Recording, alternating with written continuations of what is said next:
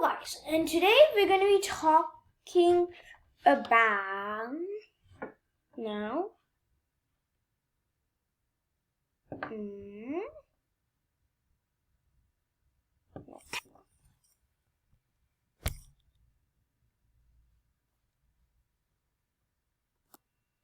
Hello guys, and today we're going to be talking about how to multiply fractions. Now you see, like let's say you know how to add fractions, but you don't know how to multiply them. Well, maybe you know how to add them. Now guys, you see this 5 by 6 times 2 by 3? Now how do we multiply them? For real, multiplying them is even easier than adding or subtracting. In my case, if you know your time. Because for adding, you're going to need even more time to do. So you see, all you do is just multiply the numerators and multiply the denominator.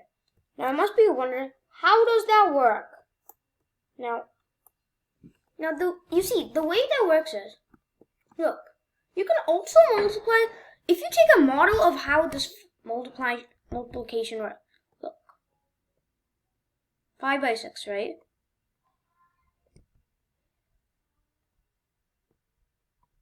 Okay. 1, 2, 3, 4, 5, 6. There, right? Now 5 is filled up, right?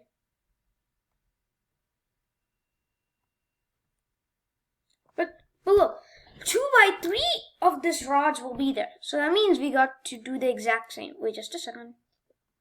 I'm just gonna wait just a second.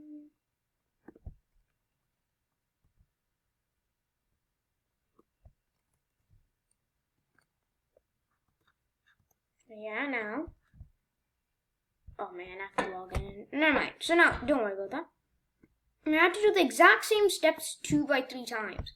So it'll be like, you have to do that again and again. Like, so 2/3 of this will be filled, okay?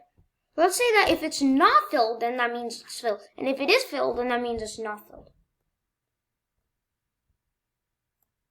So then,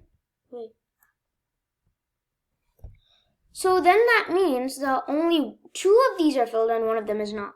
So like that's the way that this works. Look, 5 by 6 times 2 by 3. If you can notice that you're basically multiplying the numerators and denominators. Yeah. So, yeah.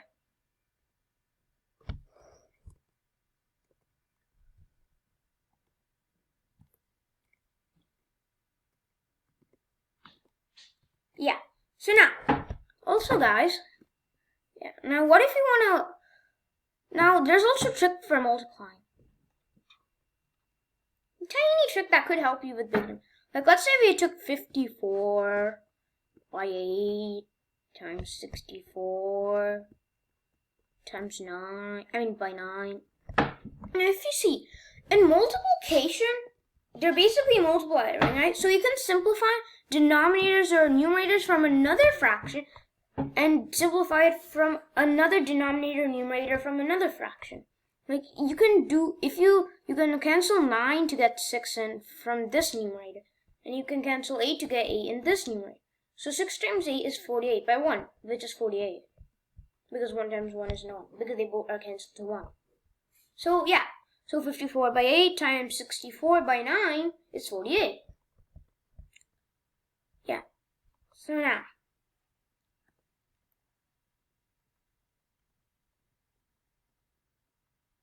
And let's say, like, you want to do some factorizations in this. You can even do that. Like, I'll show you. 5 times 5, okay, no, just a second.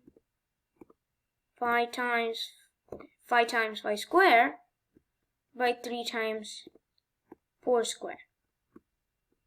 Multiplied by 16 by 25. Now notice, 16 is 4 squared. So 16 can cancel with 4 squared. There. And 5 squared is 25, so 5 squared can cancel with 25. Now the only left denominator is 5 by 3. So 5 by 3 is the answer.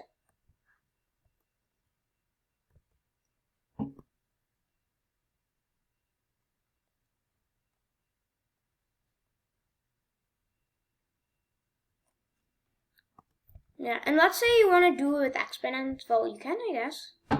But with just the exponents.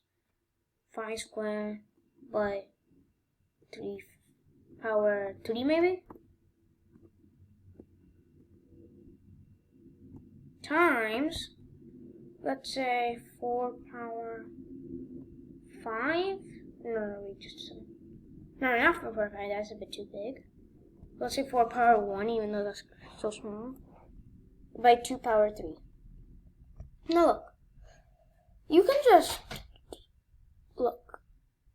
So first we just, like, let's say, look, if you do 3 power 3 times 2 power 2 to the third power, you can see we had to multiply the bases. So this base combines into 6 power 3. That's good.